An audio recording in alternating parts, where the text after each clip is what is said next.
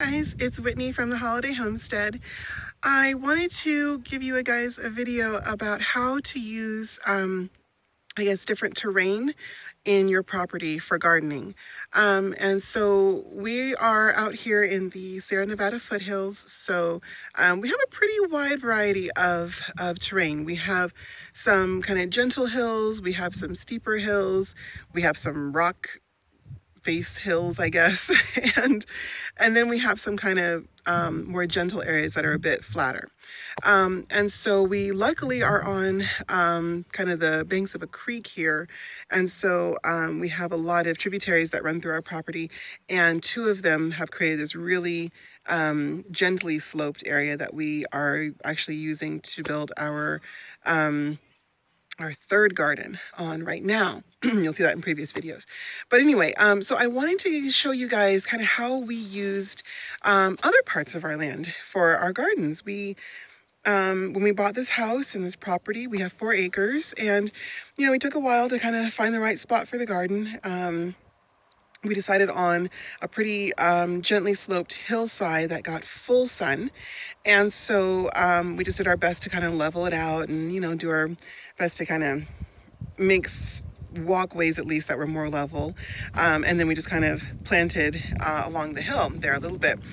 And that wasn't great. It didn't work out as well as we had hoped. So we used a lot of logs to kind of shore up the sides of our beds to kind of make one end a little bit higher than the other, and all the gopher wire and everything. So there are other videos that show that, but so I'm not going to go into it too much. But basically, we worked with that very gently sloped terrain. But right next to that gentle slope was a much steeper slope, and for the longest time, I didn't use that area at all. I just thought, well, make it work. But of course, gardening is like chickens.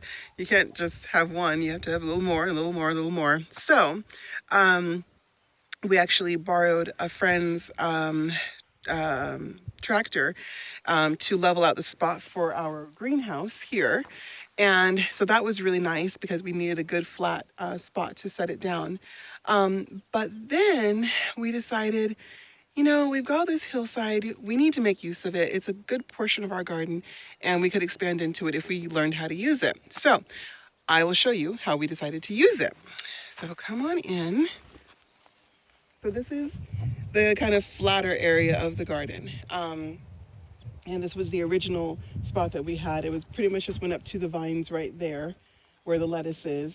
And that was the garden. It was okay. It was a good size. But then, of course, we had to expand. And so we went up the hill into the greenhouse area, made some pots there, expand. And then we took over this hillside. And it took me a while to figure out how to do it, but we figured it out. So let's have a look. This is our bean trellis here, our lettuce and peas and lots of volunteer comfrey that has decided to come up and bless us with its comfrey goodness. And the potatoes that were a little frost damaged, these ones have come back. And other than a few little kind of damaged leaves there, you really can't tell this plant ever had any problems, but it was just about dead from frost. Okay, so what we did was a combination of things. We did some, I should say, let me show you the hill. I hope you guys can kind of get an idea of the scale there. It's not super steep, but it is kind of hard to walk up. And so what we did was first we used these half barrels. This is a barrel. I cut it in half and poked some holes or drilled some holes in the bottom and then set it down in a hole that I dug in the hillside. So dig a hole in the hillside first and then sink a pot or something that you want into it. And that worked for most of the plants. The tomatoes did okay in them. I had some strawberry spinach in one like this, and it did all right. It wasn't great, but it didn't die. But then I realized the zucchinis, the squashes, the melons did not like these pots. It was too small. They needed more. So kind of fast forward a bit, I made these. And this, if you can see on the side here, is the 1/2-inch galvanized gopher wire. It's hard cloth, hard wire cloth. And so it is galvanized to reduce rust. This I put in the, let's see, the summer, or maybe I think it was the summer. No, it was the fall of 2020. That's what it was. Yes, because we built everything else earlier. But anyway, so yes, the fall of 2020, and you can see all the way down, it's still in good condition. This wire is still held in. Now, the wire is important because unlike the pots or barrels, it allows the roots to get out into the rest of the ground and get a little more space, a little more nutrients. Of course, the risk is that those roots that get out of the basket are going to get eaten up by gophers, because we have quite a few gophers on our property here. So we use this cloth everywhere. I pretty much don't put a seed in the ground unless it has hardwire cloth around it. And there are other videos that I've made about that if you're interested in the type of wire and all the reasons and stuff. But basically, on the hillside, it holds back the hill on this side and gives enough structure to kind of stand up as a bit of a ledge on this side. So the basket is not, once it's filled with dirt, it's not too weak. So you want to make sure when you fill a basket, you want to put the dirt in and like kind of pack it in a little bit, because it is going to be holding back this hillside from sliding down and bending your wire. You don't want it to bend, of course. Anyway, and so we raised a huge amount of spaghetti squash in this very bed last year, and it was amazing. It was just so wonderful. So it's been left fallow for the winter, and I'll do another batch of melons or squashes or something in this this coming year. So I also use this wire for other types of plants. This is a comfrey plant that's getting a little too hot right now, but this is a comfrey plant. And this basket itself goes down about 2.5, almost 3 feet. So again, I just dug a hole because I know that comfrey are very deep-rooted plants.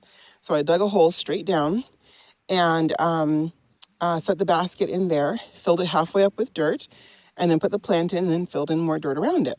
And you can see the dirt is all the way up to the top of the basket on this side. And then on this side, it's way down here about, 4 or 5 inches. So this basket really is holding back the hillside and is doing a good job, doing exactly what it's supposed to do. So then, of course, you can also do this. This is barrels that I cut 1/3 off the barrel. And I originally tried to do potatoes in here, but it didn't work out. So I had some volunteer peas and I just let them go. So that's what they're doing now. And then over here, kind of in a shadier side of the garden, this area gets full sun until about noon or 1 this time of year, and about 2, maybe 2:30 in the dead of summer, which is perfect for these tender little parsley plants. They don't like to be too scorched, and so they really like this little spot. And my goodness, they are growing. They refuse to die over the winter, so I guess they're back for the summer. Anyway, so what I wanted to show you is how to do this basket. So I basically do 2 sizes. There's this size, which is maybe 14, well, let me look at like 13 inches in diameter. And you just make a cylinder with your wire and use either wire clips, or you can use little pieces of actual wire, which is what I prefer to use. And you just make a little seam. I don't know if you guys can see that little bend right there. That's a little seam of wire. And so I did 3 points along here. And then I take the bottom end that is sticking up as a cylinder, and I bend it down. So you can see this side here was standing up, and just like, you know, like kind of like doing gift wrap paper, you just fold it in and then you fold in the corners. And when you do that, it creates a really nice seam that keeps the gophers out. And then I put one knot in the middle to tie it all together. So that is a really simple basket. This one is about 16 inches tall. And even though it's smaller, relatively smaller, I'm probably going to put like a tomato or maybe even a squash plant in something this size. Probably not a squash plant, probably just tomato. Tomatoes, or what else do I put in here? Watermelons I could do in this size. Now a squash. Oh, we have a turkey. Turkeys love to get into my garden, and they have ruined many a corn bed. So my kids are on high alert for turkeys. So, and that hen is just hanging out. I don't think she's trying to get into the garden. Anyway, so then there's a larger size. This one is probably, oh gosh, maybe 22, maybe 25 inches at its longest end. It's kind of an oval shape.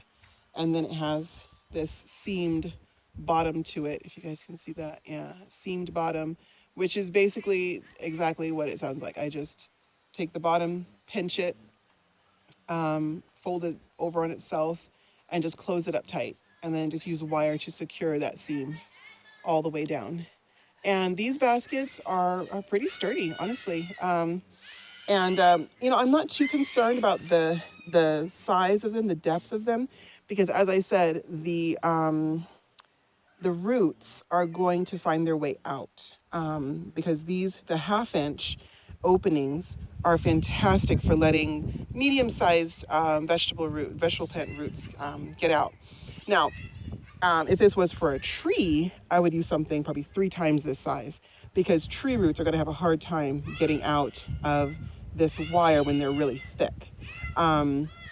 But tomato plants, zucchinis, all the, you know, just the standard stuff you plant in your garden, the roots, especially the filament roots, going to be very small and have an easy time getting out of this. The tap roots might be a bit thicker, but even then, by the time the tap root gets down to about here, it's going to taper down to something very small and just be happy to go right through that if it needs to.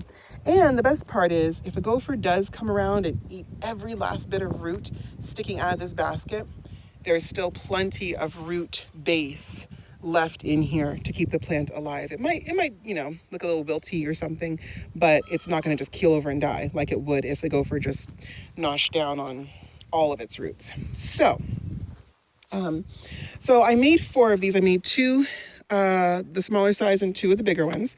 And so what I want to show you is how I set them in. And I think I might use my handy dandy tripod here. Hang on.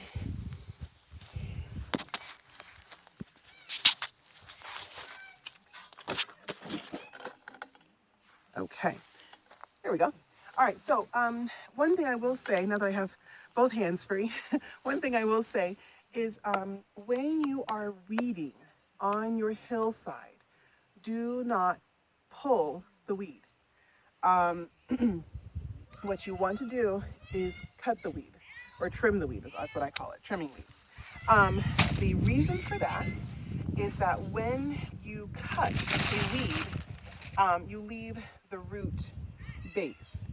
The roots of all these plants, weeds or otherwise, hold back your hillside. They make up the skin of your hillside. So it's keeping the topsoil, anything good, from eroding the second you get a little bit of rain. Without those root masses, this hillside would be dust, and it would just, you know, crumble and fall into my baskets, come over the top of my baskets and fall right in the second we have a little bit of rain. So when you are doing weeding on your garden, on your hillside, what I would do, what I always do, grab the roots by the base and just trim them. because you know you're going to damage the plant by cutting off the top parts, and you're leaving the roots. So it's going to stop sucking up all your water and taking up all your nutrients and seeding your beds, but the roots will continue to hold back your hillside. And planting on a hill, especially with baskets and barrels and pots and things, you need this hillside to not crumble, because that will ruin your garden for sure. So that being said, let's get to filling this. So what I did was I dug a hole, basically about the size and shape of the basket that I'm using. Stuck it in the ground there, and see, I've got a little bit of space at the top, because you don't want your basket lip on the high side to be below this. You don't want it down here, because if you have it down here, eventually this hillside is going to just tumble into your basket, and you'll have weeds and everything else growing in there. Plus a gopher could kind of tumble in too, I guess.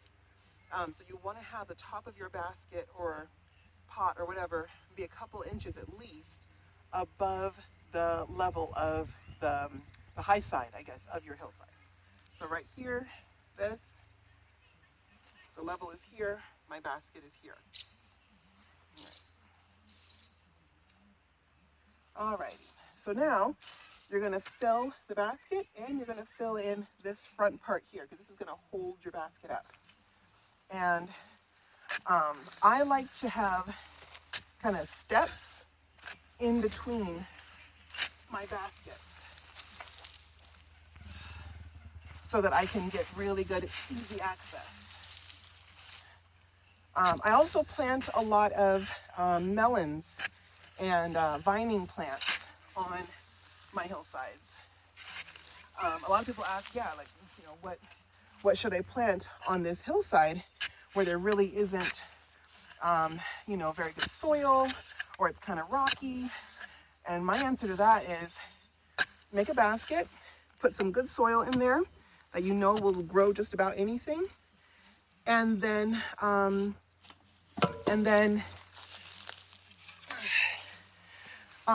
plant things that are going to kind of ramble and spread out, because you're not doing a whole row of baskets. Well, I guess 10 could, but generally speaking, I don't do a whole row of baskets.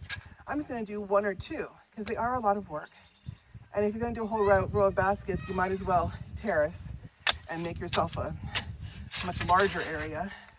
But if you're just doing baskets or pots, my thought is I want the most bang for my buck, and I want to use all this empty space around the basket. And so vining plants are the best for that.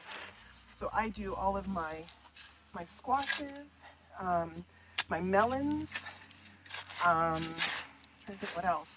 Any indeterminate tomatoes, if they are slightly cool hardy, I will plant them outside, and I'll plant them in a basket like this.